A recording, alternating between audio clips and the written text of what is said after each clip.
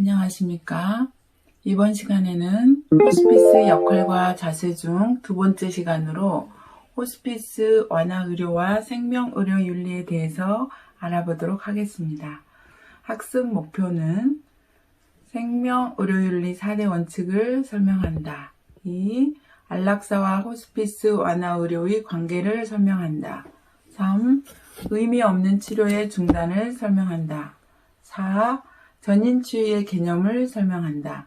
먼저 생명의료윤리의 4대 원칙에 대해서 말씀드리겠습니다. 윤리학은 인간의 도덕적 행위를 이성적으로 비판하며 연구하는 학문이므로 결과적으로 규범을 만들어내는 규범과학으로 정의할 수 있습니다. 윤리는 인간 행동의 기본적인 도리와 그 원리를 논하는 것이며 도덕은 이러한 원리에 기초하여 구체화하는 행동입니다. 따라서 윤리학이란 학문적 이론에 있어서는 윤리이고 실천적 행동에 있어서는 도덕이라고 정의할 수 있습니다. 윤리적 행위의 판단은 관찰자가 지향하는 기준에 따라 다르게 결정될 수 있으며 시대적 문화와 상황의 요건에 따라 달라질 수 있습니다. 즉, 관찰자가 얻고자 하는 행위 판단의 기준에 따라 목적론적 윤리, 의무론적 윤리, 덕에 근거한 윤리, 권리에 근거한 이론 등으로 분류할 수 있습니다. 호스피스에 관한 윤리는 생명윤리와 관련된 의료윤리이므로 각 종교의 생사관에 따라 접근하는 윤리의 차이를 고려해야 합니다.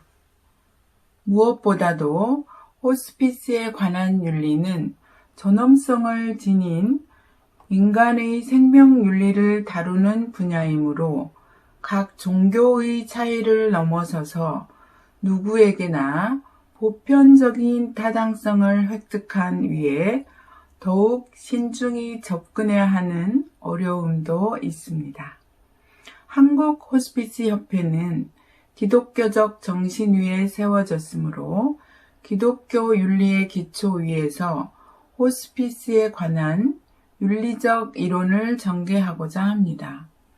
최근에 한국에서도 사회적 요구에 따라 의료윤리에 관한 관심이 고조된 가운데 의료윤리학회가 설립되었고 의과 대학생을 위한 윤리교과서도 출간되기에 이르렀습니다.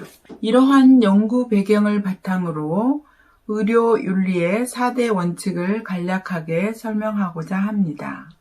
4대 원칙으로는 첫 번째 자율 존중의 원칙, 두 번째 악행 금지의 원칙, 세 번째 선행의 원칙, 네 번째 정의의 원칙이 있습니다.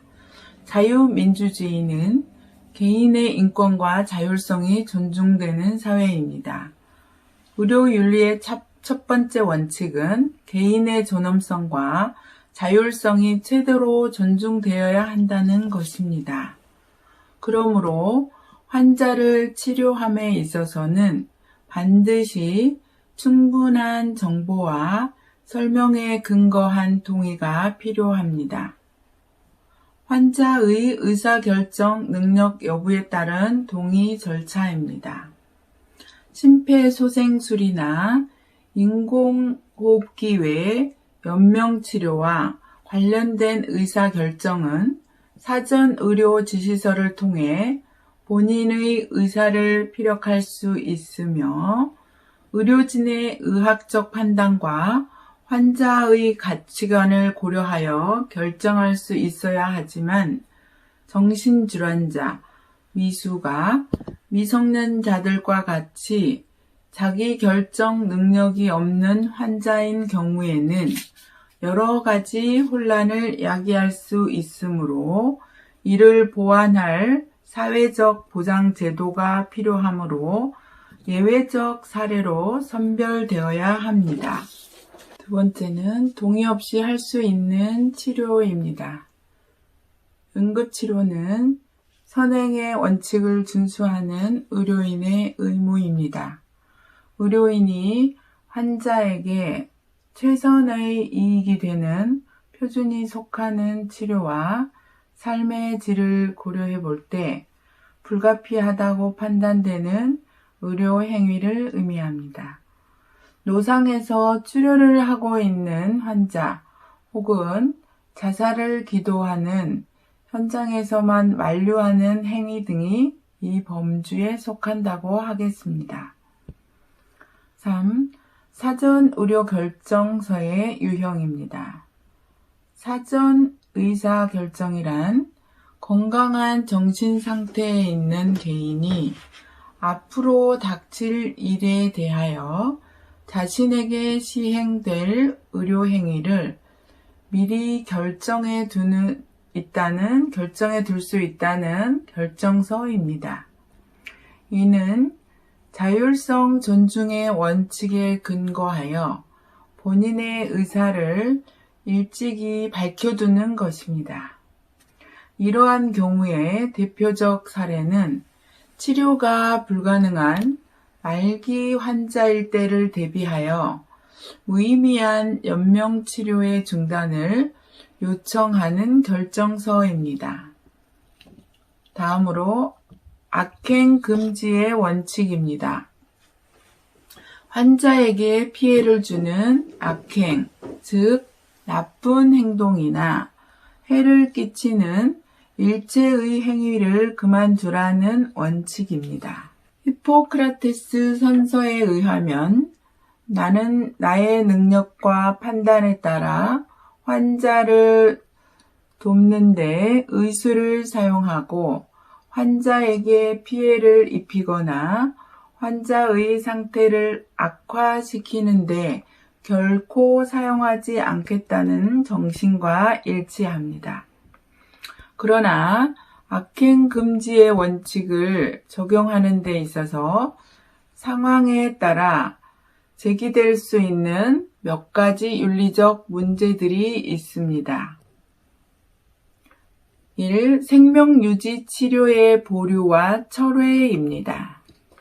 치료가 불가능한 말기 환자에게 제공하는 무의미한 치료를 어떻게 할 것인가? 최선의 진료를 계속할 것인가? 아니면 철회 또는 보류할 수 있는가의 문제입니다. 2.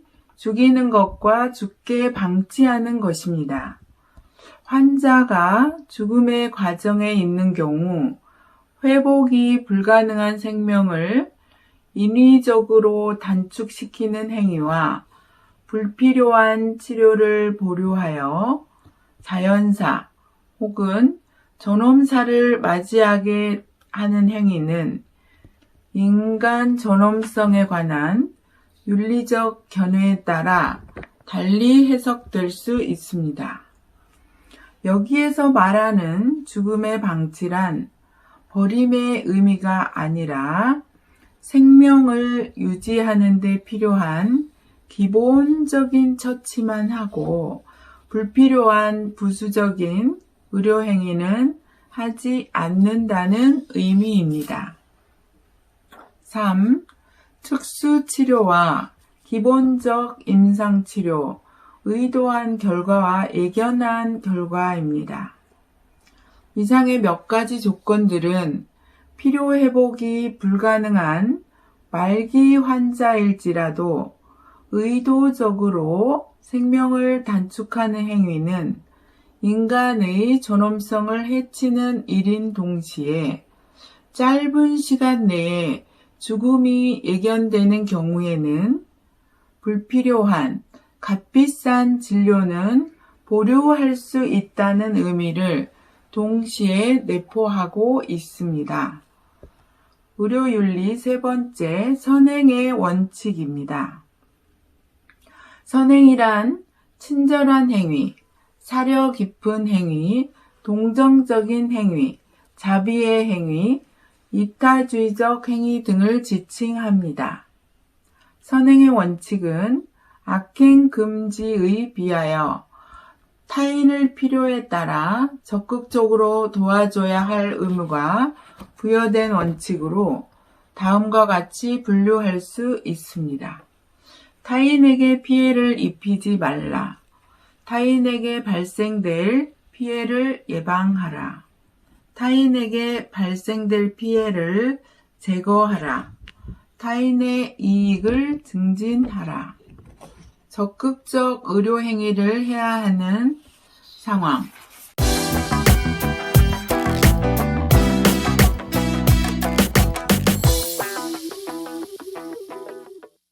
1. 선한 사마리아인의 법칙과 선행 원칙입니다. 적극적 의료 행위의 좋은 모델은 선한 사마리아인의 선행 원칙입니다. 선한 사마리아인의 법칙은 성경에 기록되어 있는 예수 그리스도의 비유의 말씀인데, 강도를 만나서 심한 상처를 입고 쓰러져 위기에 처한 나그네를 극적으로 구출해낸 무명의 한 사마리아 사람이 베푼 선행을 묘사한 긍휼과 자비의 이야기입니다. 이 원칙의 내적 동기 유발인 긍휼의 마음과 그에 따른 적극적인 선행의 실천인 자비를 조건 없이 베푸는 순수한 선행 원칙을 말합니다. 이 온정적 간섭주의와 환자의 자기결정권의 충돌입니다. 선행의 원칙 중에서 선행을 강요하는 가장 적극적인 사례 중 하나가 가부장주의입니다. 아버지는 자식에게 최선을 강요하고 자식은 아직도 이를 깨닫지 못하여 거부하지만 순종하는 마음으로 아버지 명령에 따릅니다. 이러한 경우를 가부장주의 혹은 온종적 간섭주의라고 합니다. 이때 자식을 선도하려는 아버지 행위는 아들의 자기 결정권과 충돌하고 나가서 자율성을 침해하는 행위가 됩니다. 예를 들면 철없는 자식이 불로 뛰어들 때 아버지가 뛰어들지 못하게 하는 행위가 여기에 속합니다. 이러한 경우에는 온정적 간섭주의가 자율적 존중 원칙에 우선되어야 할 것입니다. 3. 자살하려는 환자에 대한 의사의 관여입니다. 4. 응급 환자에 대한 의사의 경우입니다. 자살 환자나 응급 환자의 대안 치료의 경우도 온정적 간섭주의의 다른 형태라고 할 수 있습니다. 생명을 위협하는 현장에서는 환자의 자율권을 논할 겨를이 없습니다. 한 생명을 위협하는 현장에서 자격을 가진 의료인이 선행의 원칙을 어길 때는 그에 대한 책임을 물을 수밖에 없습니다. 생명의 윤리 원칙 중 네 번째는 정의의 원칙입니다.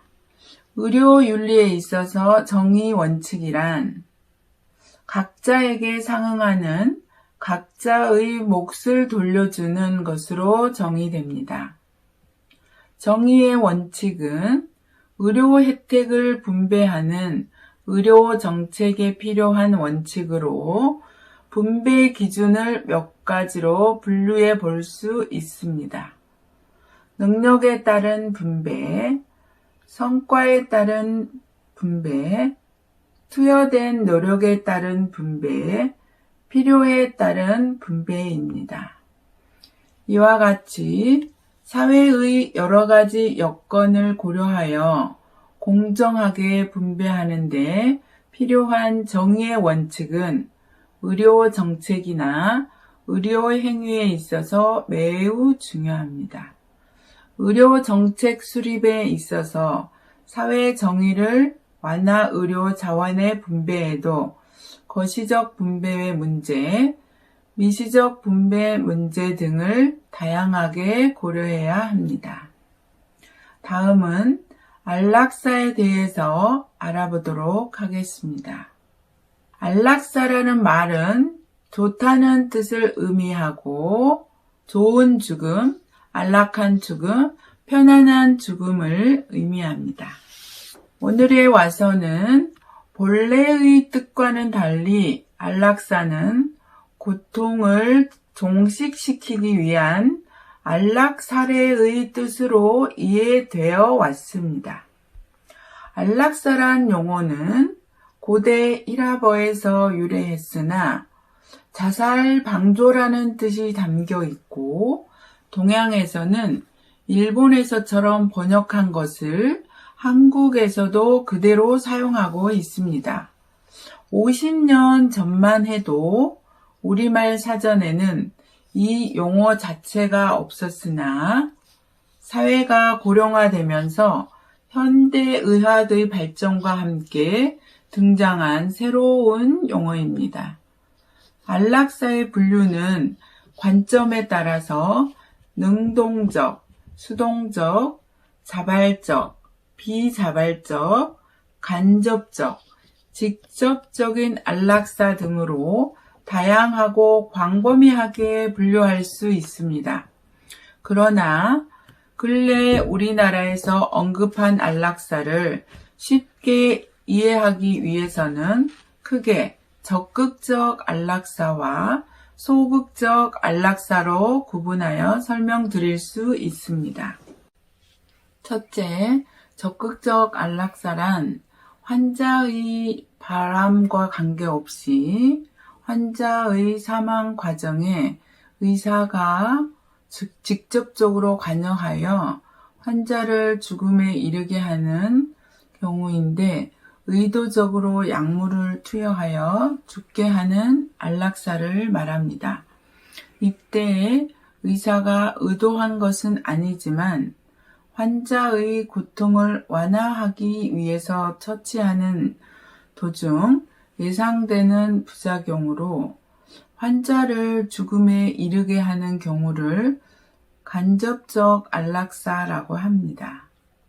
둘째, 소극적 안락사는 죽음에 직면한 자에게 필요 없는 치료의 연장을 보류하거나 생명 유지 장치를 제거함으로 환자가 죽게 버려두는 것을 말합니다.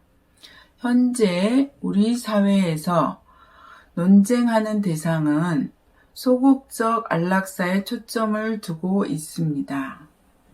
선진화된 대부분의 나라에서는 안락사에 대한 국민적 여론 수렴과 입법화가 잘 이루어져 가고 있는 반면에 우리나라에서는 아직도 국민적 합의점 도출에 어려움을 겪고 있습니다.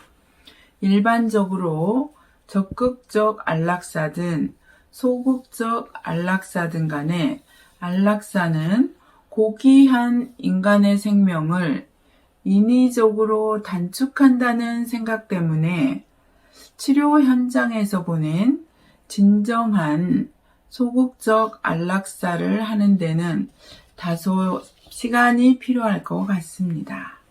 안락사에서 풍기는 인위적 사망의 어감 때문에 새로운 용어로 등장한 것이 존엄사입니다. 실제로 진정한 존엄사는 생명을 단축시키는 것이 아니라 죽음의 과정을 단축시키는 것입니다. 이러한 인식은 윤리적 측면이나 실생활에서도 매우 중요한 문제입니다. 예를 들어 의과 대학에서 공부하는 의학도는 환자를 어떻게 살릴 것인가만 배워왔지 어떻게 죽어야 하는가에 대한 교육은 전혀 받지 못했기 때문에 임종 앞에서 의료인마저 항상 당황하게 됩니다. 호스피스에서는 죽음에 관한 용어가 아니라 의미의 가치를 두고 있습니다. 3. 의미 없는 치료의 중단입니다.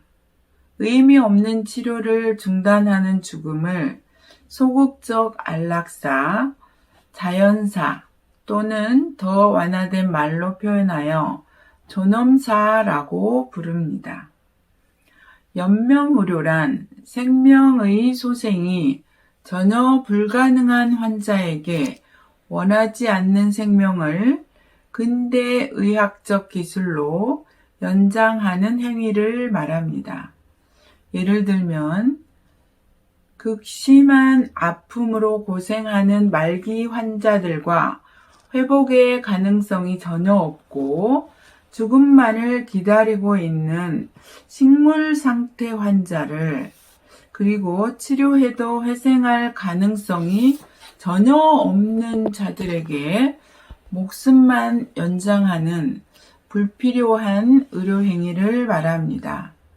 안락사는 본래의 의미와는 달리 우리가 일반적으로 알고 있는 안락사는 소극적 안락사이며 요즘 와서는 존엄사라고 말합니다. 존엄사는 한마디로 말해서 인간으로서의 존엄성을 지키며 맞이하는 죽음이며 구체적 방법으로는 의료 연명 거부와 또는 생명유지 치료 거부권을 말합니다. 존엄사의 대상은 고통받고 있는 환자 중 현대의학 지식과 최신 의료 기술로서는 치료 불가능한 병을 앓고 있으며 가까운 시일 내에 죽음이 확실하다는 판정된 자, 즉 치유가 불가능한 말기 환자입니다.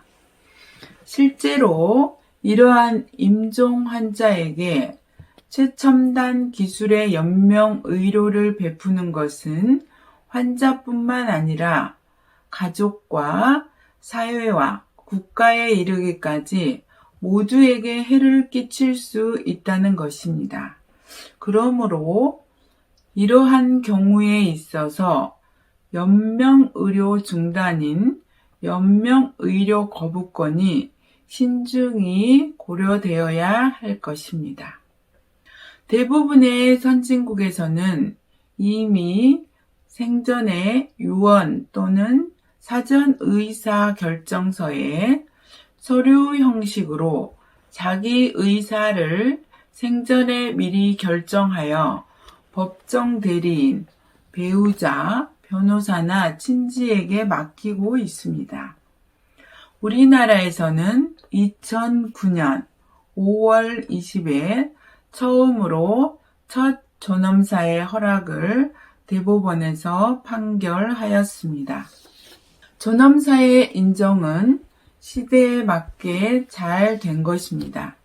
그러나 존엄사의 악용과 남발을 막는 일은 훨씬 더 중요합니다. 따라서 앞으로 존엄사에 대한 철저한 법적 규제가 만들어져 시행되어야 할 것입니다.